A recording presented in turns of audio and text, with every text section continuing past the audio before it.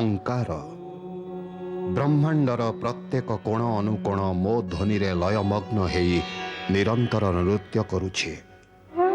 मु ही शिवरे समाहित नटराज एवं आदि नृत्यकार मो ओंकार।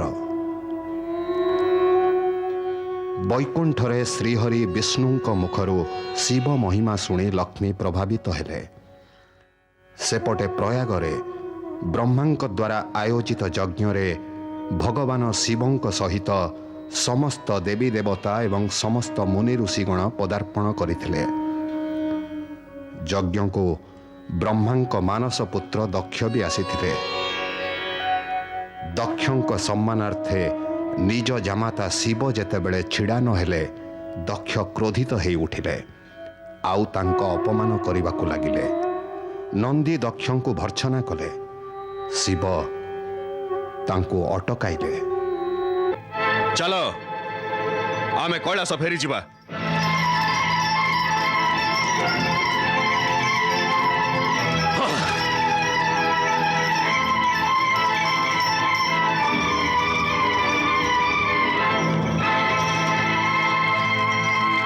पुत्र दक्ष यज्ञ पूर्ण कर। एते सब किछि हेइ जिबा परे ए यज्ञर अर्थ करछि पिताश्री मो मन एठारे ओ लागुनी। दक्ष पुत्र दक्ष टिके शुण। चोराचोर जगतपति शिव शंकर अपमान करी पुत्र दक्ष उचित कलानी। अकारण क्रोधर परिणाम भल हुएनी। कौन है स्वामी कथा कौन? आपण तो यज्ञ को जाइथिले। यज्ञ अनुष्ठान परे तो चित्त शांत हो जाए। आपण को स्वास्थ्य भल अच्छी ना स्वामी? कहले राजवैद्य और किछि भी हेइनी। दक्ष प्रजापति रो किछि भी हेइ न पारे। सर्वनाशर दिन आगत से अहंकारी भूतनतर जी आज भरा सभारे मोर अपमान करिछि। आपण जामातांग कथा कहउचंती? से कोन करछंती जे आपण क्रोधरे फाटी पडुचंती? कोन न करिछि से? भूत प्रेत निशाचरक सह रहुतबा श्मशान बसी अघोर शिवर दुस्साहस देख। बड़ बड़ देवता और ऋषि माने जो दक्षर सम्मान करती तार उपेक्षा कला सी गणमान विद्वान बा महत्वपूर्ण व्यक्ति रूपे न हो ससुर रूप मते प्रणाम करि परिथांता। हेई पारे तांको संपूर्ण ध्यान से मुहूर्तरे यज्ञ उपरे थिबा। तमे से निचर पक्ष नौच महाराणी। चार बंका टंका मुखधारी गण मोर मन भरी अपमान करिसंती। मो ब्रह्मत्व को आहर करिसंती। मो अभिशाप दैसंती। आपण अवश्य किछि कहिथिबे।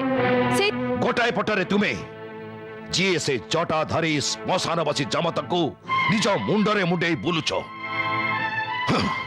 आर जनक मो पिता जांको चापरे पड़ी मते मो सतीर विवाह से दुष्ट सह करबा को पड़िला। मोर इच्छा होची सेतिके स्वामी सेतिके थाउ। आपणकर अशुभ क्रोध मते किछि अनिष्टर चेतावनी दउछि। आपण को भगवान को द्वाही तुंडरे अपशब्द धरंतुनी। तुंडरे धरिले लाभ कोन? एबे तो अपमान प्रतिशोध अपमान ने नियाजिबो। महाराणी मु खूब शीघ्र गोटे महान यज्ञ आयोजन करिबी जो कि मु तुम प्रिय जामत को कदापि कदापि निमंत्रण करिबिनी। ये आपण सेतिकी भी नुह तार यज्ञ भाग भी ताको मिलिबनी कदापि मिलिबनी। प्रतिशोध नेबी मो प्रतिशोध प्रतिशोध प्रतिशोध। शिव शंकरंक ठारू प्रतिशोध नेबा निमंते निश्चिंत करि सारिथिबा हट्टधर्मी एवं क्रोधी पुत्र दक्षंक द्वारा पिता ब्रह्मदेव प्रयाग यज्ञ तो कौनसी ना कौनसी प्रकारे संपूर्ण करदेले। किंतु तांक अनिष्टकार निष्पत्ति द्वारा आशंकित एवं अशांत ब्रह्मदेव ब्रह्मलोकर निज कमलासन त्याग करी एकांतरे चिंतन निमंते चलीगले। नारायण नारायण परमपिता ब्रह्मा क्योंठी आपण आज आपणकर कमलासन शून्य कहीं कृपा करी आसंतु। ओम नमः शिवाय।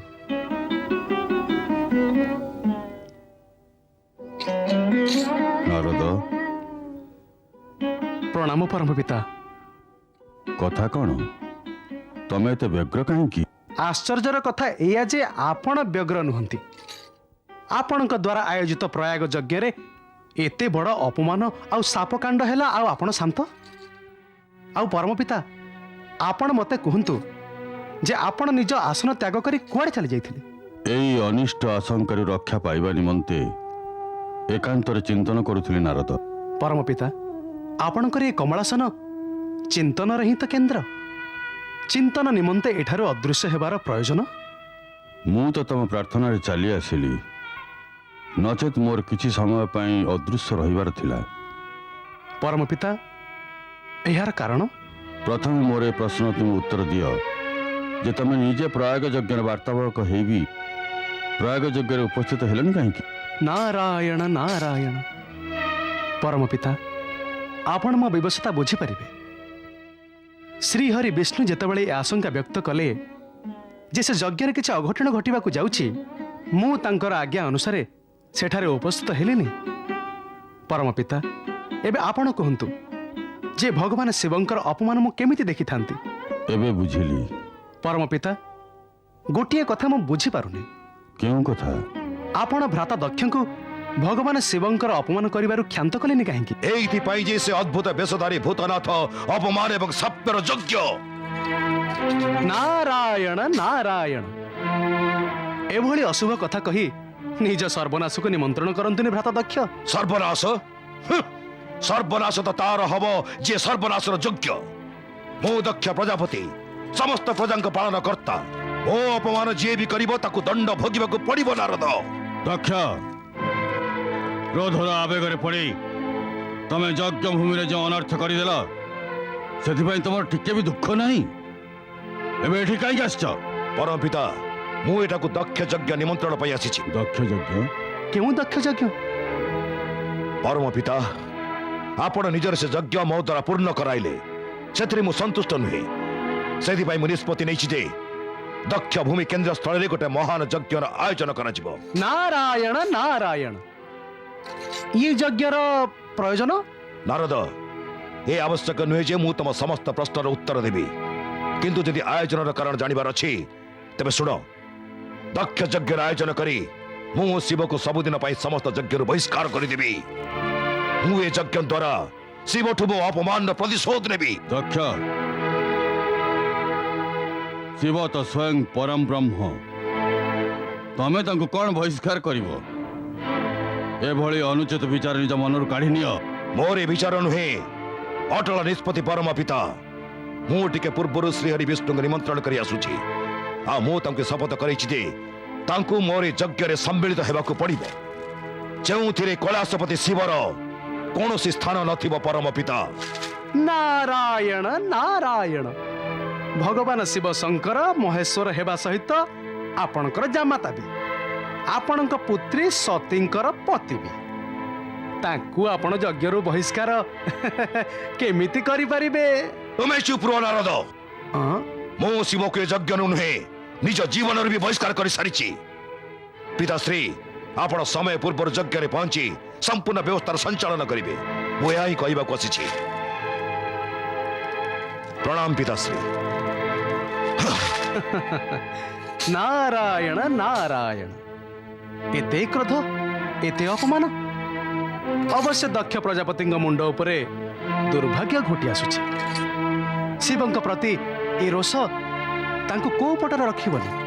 ପରମ ପିତା, ମୋର ଆପଣଙ୍କୁ ପ୍ରାର୍ଥନା ଯେ ସେ ଯଜ୍ଞରେ ଆପଣ ସମ୍ମିଳିତ ନ ହୁଅନ୍ତୁ। ମୁଁ ନିଜ ପୁତ୍ରର ଯଜ୍ଞରେ ସମ୍ମିଳିତ ହେବିନି, ଇଏ କେମିତି ସମ୍ଭବ? ମୋତେ ଯିବାକୁ ହବ। ପରମ ପିତା, ଆପଣ ଥରେ ତ ଭଗବାନ ଶିବଶଙ୍କରଙ୍କ ଅପମାନ ଦେଖି ସାରିଛନ୍ତି, ଦ୍ୱିତୀୟ ଥର ପୁଣି କ'ଣ ଆପଣ ସେସବୁ ଦେଖିବାକୁ ଚାହାନ୍ତି? ଉଚିତ ଏଇଆ ହବ ଯେ ଆପଣ ସେ ଯଜ୍ଞକୁ ବହିଷ୍କାର କରନ୍ତୁ। ଦୁବିଧାରେ ମୋତେ ପକାଉନି ନାରଦ, ମୋତେ ନିଜ କର୍ତ୍ତବ୍ୟ ପାଳନ କରିବାକୁ ଦିଅ। ମୁଁ ତ କେବଳ ଏତିକି ଜାଣିଛି ଯେ ପ୍ରତ୍ୟେକ କାର୍ଯ୍ୟ ଶିବଙ୍କ ଇଚ୍ଛାନୁସାରେ ହେଇଥାଏ। କେଜାଣି ଏଥର ଶିବଙ୍କର ଇଚ୍ଛା କ'ଣ? ଦକ୍ଷ ମନରେ ଯେଉଁ ଭୟଙ୍କର କ୍ରୋଧ ଫୁଟି ଉଠୁଛି, ଆଉ ସେ କହୁଛି ଯେ ସଦାଶିବ ଏ ଯଜ୍ଞ ମଧ୍ୟରେ କୌଣସି ବିଶେଷ କାର୍ଯ୍ୟ ସମ୍ପନ୍ନ କରିବାକୁ ଇଚ୍ଛୁକ। ସେ କାର୍ଯ୍ୟ କ'ଣ ମୁଁ ବି ଜାଣିନି। ନାରାୟଣ ନାରାୟଣ। ପରମ ପିତା, ଯଦି ଆପଣଙ୍କୁ ଜଣା ନାହିଁ ତେବେ କୈଳାସ ଯାଇ ନିଜେ ଶିବ ଶଙ୍କରଙ୍କୁ ପଚାରି ନିଅନ୍ତୁ।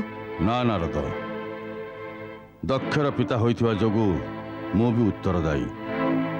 ଭଗବାନ ଶିବଙ୍କ ନିକଟକୁ ଯିବାର ଇଏ ଉଚିତ ଅବସର ନୁହଁ। ମୁଁ ନିଜେ ଶ୍ରୀହରି ବିଷ୍ଣୁଙ୍କ ନିକଟକୁ ଯାଇ ତାଙ୍କ ସହ ଏ ବିଷୟରେ ପରାମର୍ଶ କରିବି। ଯାହା ଆପଣଙ୍କ ଇଚ୍ଛା, କିନ୍ତୁ ମୁଁ ଏ ଅନର୍ଥକାରୀ ଯଜ୍ଞକୁ ରୋକିବାର ସମ୍ପୂର୍ଣ୍ଣ ପ୍ରୟାସ କରିବି। ନାରାୟଣ ନାରାୟଣ। ଦେବାଧିଦେବ ମହାଦେବ ପ୍ରୟାଗ ଯଜ୍ଞରେ ଦକ୍ଷକୁ ଅଭିଶାପ ନ ଦେଇ ନିଜ ପରାକ୍ରମ ଉପରେ ଭ୍ରମ ହେବାର ପରିଚୟ ଦେଇଛନ୍ତି। କିନ୍ତୁ ସେ ଅଜ୍ଞାନୀ ଦକ୍ଷ ଏକଥା ଜାଣିନି ଯେ ଶିବଙ୍କ ସମ୍ମାନ ସମଗ୍ର ତ୍ରିଲୋକର ସମ୍ମାନ, ଆଉ ଶିବଙ୍କ ଅପମାନ ସମଗ୍ର ବ୍ରହ୍ମାଣ୍ଡର ଅପମାନ। ଦକ୍ଷକୁ ତ ନିଜ ପୁତ୍ର କହିବାକୁ ମୋତେ ଲଜ୍ଜା ଲାଗୁଛି, ଲଜ୍ଜା।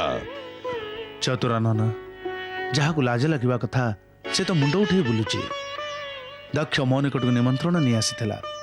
ସେ ନିଜେ ଅନ୍ୟ ଏକ ମହାଯଜ୍ଞର ଆୟୋଜନ କରୁଛି। ଆପଣ ସେଠାକୁ ଯିବେ ନାଥ? ଏଯାଏ କିଛି ନିଷ୍ପତ୍ତି ନେଇନି। ହେ ନାରାୟଣ, ମୋ ବିଚାର ତ ଆମେ ଦୁହେଁ ସେଠାରେ ପହଞ୍ଚିବା ଉଚିତ। କାରଣ ହେଇପାରେ ଯେ ଯଜ୍ଞ ବାହାନାରେ ଦକ୍ଷ ଶିବ ବିରୋଧୀ କୌଣସି ନାଟକ କରିବାକୁ ଯାଉଥିବ। ପ୍ରଭୁ, ବ୍ରହ୍ମଦେବଙ୍କ କଥାରେ ସତ୍ୟତା ରହିଛି। ମୁଁ ବି ତାଙ୍କ କଥାର ସମର୍ଥନ କରୁଛି। ଠିକ୍ କଥା ଦେବୀ, ମୁଁ ଦକ୍ଷ ଯଜ୍ଞର ସମାରୋହକୁ ଅବଶ୍ୟ ଯିବି। କ'ଣ କହୁଛନ୍ତି ଆପଣ? ଯଜ୍ଞ ନିମନ୍ତେ ସମସ୍ତଙ୍କୁ ନିମନ୍ତ୍ରଣ କରାଯାଇଛି। ହଁ ମହାରାଣୀ ବିରିଣୀ, କୈଳାସପତି ଭଗବାନ ଶିବ, ସତୀ ଆଉ ଶିବଭକ୍ତ ଋଷିଙ୍କୁ ଛାଡ଼ିଦେଇ ବାକି ସମସ୍ତଙ୍କୁ ଯଜ୍ଞକୁ ଆଗମନର ସୂଚନା ଦେଇ ଆସିଛି। ଅର୍ଥାତ୍ ମହାରାଜ ନିଜ ଜିଦ୍ଦିରେ ଅଟଳ ରହିବାକୁ ଚାହାନ୍ତି। ସେ ଏହାର ଦୁଷ୍ପରିଣାମ ଆଡ଼କୁ ଆଦୌ ଧ୍ୟାନ ଦେଇନାହାନ୍ତି। ମହାରାଜ କାହାନ୍ତି? ଆଜ୍ଞା, ସେ ଭଗବାନ ବିଷ୍ଣୁ ଏବଂ ପରମପିତା ବ୍ରହ୍ମାଙ୍କୁ ନିମନ୍ତ୍ରଣ କରିବାକୁ ସ୍ୱର୍ଗକୁ ଯାଇଛନ୍ତି। ତାହେଲେ ଶିବ ସତୀଙ୍କୁ ଡାକିବାକୁ ମୁଁ କୈଳାସ ଯିବି। ମୁଁ ଏ ଅନ୍ୟାୟ କଦାପି ହବାକୁ ଦେବିନି, କଦାପି ନୁହଁ। ଇଏ ମୁଁ କ'ଣ ଶୁଣୁଛି ମହାରାଣୀ? ତମେ ମୋ ଇଚ୍ଛା ବିରୁଦ୍ଧରେ କୈଳାସ ଯିବ? ଆମ ପୁତ୍ରୀ ସତୀ ଆଉ ଜାମାତା ଶିବ ଏ ଯଜ୍ଞରୁ ଯଦି ବଞ୍ଚିତ ହେବେ, ଏହା ମୁଁ ଦେଖିପାରିବିନି। ଯଦି ଆପଣ ନିମନ୍ତ୍ରଣ ନ ପଠାନ୍ତି ତେବେ ମୋତେ ଯିବାକୁ ହବ, ଆଉ ମୁଁ ଅବଶ୍ୟ ଯିବି। ମହାରାଣୀ, ମୋ ଆଜ୍ଞାର ଉଲ୍ଲଂଘନର ପରିଣାମ ଜାଣିଛ? ମୋ କ୍ରୋଧ ତମକୁ ଜାଳି ପଡ଼ି ଭସ୍ମ କରିଦେଇପାରେ। ଆମ ପୁତ୍ରୀ ସତୀ ଆଉ ଜାମାତା ଶିବଙ୍କର ଆତ୍ମସ୍ୱଜନକୁ ଭସ୍ମ କରିବା ପୂର୍ବରୁ ଆପଣ ମୋତେ ଭସ୍ମ କରିଦିଅନ୍ତୁ। ଯଦି ଆପଣଙ୍କ କ୍ରୋଧ ଶାନ୍ତ ନ ହୋଇପାରୁଛି ତେବେ ଏ ଯଜ୍ଞର ଅର୍ଥ କ'ଣ? କାହିଁକି କରୁଛନ୍ତି ଏ ଯଜ୍ଞ? ମୁଁ ସଂସାରର ସବୁଠାରୁ ଶ୍ରେଷ୍ଠ ପ୍ରଶାସକ। ମୁଁ ଯାହା ଚାହିଁବି କରିପାରିବି। ମୋ ଅଧିକାରକୁ ଆହ୍ୱାନ କରିବାକୁ ତମେ କିଏ? ନାରାୟଣ ନାରାୟଣ। ଶାନ୍ତ ହୋଇଯାନ୍ତୁ ଭ୍ରାତା ଦକ୍ଷ। ଆପଣଙ୍କ କ୍ରୋଧ ଜଗତ ପ୍ରସିଦ୍ଧ, କିନ୍ତୁ ଯଜ୍ଞ କରିବା ବ୍ୟକ୍ତିକୁ କ୍ରୋଧ କରିବା ଶୋଭା ଦିଏନି ଭ୍ରାତା ଦକ୍ଷ। ନାରଦ, ତମେ ଏଠିକି ବି ଆସିଗଲ? ନାରାୟଣ ନାରାୟଣ। ମୁଁ ତ ବିନା ନିମନ୍ତ୍ରଣରେ ପ୍ରତ୍ୟେକ ସ୍ଥାନକୁ ଯାଇଥାଏ ଭ୍ରାତା ଦକ୍ଷ। ସେଇଥିପାଇଁ ନା ଆଶ୍ଚର୍ଯ୍ୟର ଆବଶ୍ୟକତା ଅଛି ନା କ୍ରୋଧର। ଦେବର୍ଷି, ଦେଖୁଛନ୍ତି ନା ଏକ ଜିଦ୍ଦି। ଆପଣ କୁହନ୍ତୁ ନା, ଶିବଶଙ୍କରଙ୍କୁ ନ ଡାକି ଯଜ୍ଞ କ'ଣ ପୂର୍ଣ୍ଣ ହୋଇପାରେ? କଦାପି ନୁହେଁ। ଶିବଙ୍କ ବିନା ଏ ଯଜ୍ଞ ଖାଲି ଅସମ୍ପୂର୍ଣ୍ଣ ନୁହେଁ, ଅନିଷ୍ଟକାରୀ ବି। ଭ୍ରାତା ଦକ୍ଷ, ସେଇଥିପାଇଁ ଏଠାକୁ ମୁଁ ଆପଣଙ୍କୁ ସାବଧାନ କରିବାକୁ ଆସିଛି। ହୁଏତ ଶିବ ସତୀଙ୍କୁ ନିମନ୍ତ୍ରଣ କରନ୍ତୁ, ନଚେତ୍ ଏହି ଯଜ୍ଞର ବିଚାର ସମ୍ପୂର୍ଣ୍ଣ ତ୍ୟାଗ କରନ୍ତୁ। ଏଭଳି ଶିବବିହୀନ ଯଜ୍ଞରୁ କାହାର କିଛି ବି ମଙ୍ଗଳ ହେଇପାରିବନି। ଏଇ ଯଜ୍ଞ ହବ, ଶିବ ସତୀଙ୍କ ବିନା ହବ। ଇଏ ମୋର ନିଷ୍ପତ୍ତି, ଆଉ ମୋ ନିଜ ଅଟଳ ନିଷ୍ପତ୍ତିକୁ କଦାପି ବଦଳିବିନି। ନାରଦଙ୍କ କଥା ମାନି ନିଅନ୍ତୁ।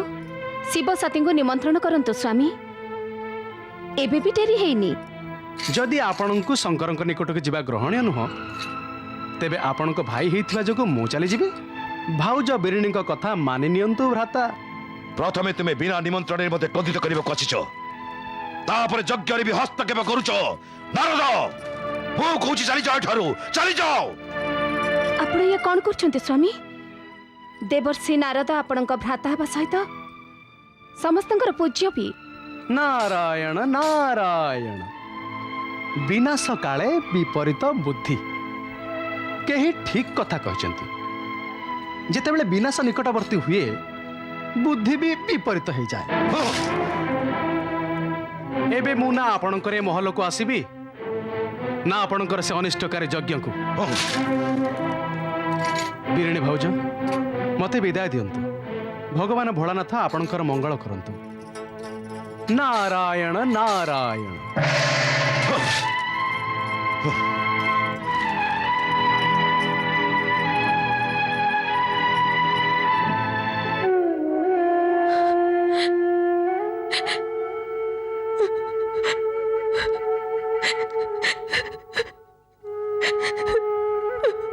ସତୀ, ତମେ ଏଠି ଏକା କାହିଁକି ବସିଛ? ଆରେ ତମ ଆଖିରେ ଅଶ୍ରୁ। ତମକୁ କିଏ କ'ଣ କହିଲା? ତମ ସ୍ୱାସ୍ଥ୍ୟ ଠିକ ଅଛି ନା? ଏତେ ବଡ଼ କଥା ହେଇଗଲା, ଆଉ ଆପଣ ମତେ ଲୁଚେଇଲେ, ମତେ ନିଜ ଅର୍ଦ୍ଧାଙ୍ଗିନୀକୁ। କିନ୍ତୁ ଯଦି ନନ୍ଦିନ କହିଥାନ୍ତା, ତେବେ ମୁଁ ଜାଣିପାରିନଥାନ୍ତି ଯେ ମୋ ପିତାଶ୍ରୀ ତାଙ୍କରି ଉପରେ ଏତେ ବିଷ ଉଦ୍ଗାରି ଦେଲେ, ଯିଏ ସମଗ୍ର ସୃଷ୍ଟିର ହିତକୁ ଧ୍ୟାନରେ ରଖି ବିଷକୁ ଅମୃତ ଭାବେ ପିଇ ଦେଇଥିଲେ। ସେ କ'ଣ ଏତିକି ବି ଜାଣିପାରିଲେନି ଯେ ନିଜେ ଗୋଟେ କ୍ଷୁଦ୍ର ପିମ୍ପୁଡ଼ି ହେଇ ମଧ୍ୟ ମୋର ଆକାଶ ପରିମିତ ପର୍ବତ ଭଳି ସ୍ୱାମୀଙ୍କ ସହ ଧକ୍କା ହେବାର ଫଳ କ'ଣ ହେଇପାରେ? ଭୁଲିଯାଅ ସେ ତିକ୍ତ କଥା, ଯେମିତି ମୁଁ ସବୁ ଭୁଲି ଯାଇଛି। ତିକ୍ତତାର ସ୍ମରଣ ମନ ମସ୍ତିଷ୍କକୁ ଦୂଷିତ କରିଥାନ୍ତି। ତୁମର ସର୍ବଦା ପ୍ରସନ୍ନ ରହିବା ଉଚିତ। ସତୀ, ଭଗବାନ ଶିବଶଙ୍କରଙ୍କୁ ଚନ୍ଦ୍ରର ପ୍ରଣାମ। ଆରେ ସତୀ, ତୁ ଏଇଠି ଛିଡ଼ା ହେଇ ରହିଛୁ। ମୁଁ ତ ତତେ ମୋ ସାଙ୍ଗେ ନବା ପାଇଁ ଆସିଥିଲି। କୋଉଠିକି? ପତି ପ୍ରେମରେ ତ ତୁ ସମସ୍ତଙ୍କୁ ଭୁଲିଗଲୁଣି ସତୀ। ନିଜ ବାପ ଘର, ନିଜ ମାତା ପିତା ସମସ୍ତଙ୍କୁ। କଥା କ'ଣ କି, ଆମେ ଯଜ୍ଞରେ ଭାଗ ନେବାକୁ ଦକ୍ଷ ମହଲକୁ ଯାଉଥିଲୁ। ଭାବିଲୁ ଆପଣମାନଙ୍କୁ ସାଙ୍ଗରେ ନେଇଯିବୁ, କିନ୍ତୁ ଆପଣମାନେ ତ ଏବେ ଆମକୁ ପିତାଶ୍ରୀ ନିମନ୍ତ୍ରଣ କରିନାହାନ୍ତି। ଇଏ କେମିତି ସମ୍ଭବ? ଆମକୁ ନିମନ୍ତ୍ରଣ ଦେବାକୁ ନିଜେ ଆସିଲେ, ଆଉ ତମକୁ ଭୁଲିଗଲେ? ଯଜ୍ଞ ଆୟୋଜନ କିଛି ଛୋଟ କଥା ନୁହଁ। ହେଇପାରେ ବ୍ୟସ୍ତତା ଯୋଗୁଁ ଏ ମହତ୍ତ୍ୱପୂର୍ଣ୍ଣ କାର୍ଯ୍ୟର ସ୍ମରଣ ନଥିବ। ମୁଁ ଏବେ ଯାଇ ନିଜେ ତାଙ୍କୁ ପଚାରି ନିମନ୍ତ୍ରଣ ପଠାଉଛି। ଏବେ ଆମକୁ ବିଦାୟ ଦିଅନ୍ତୁ।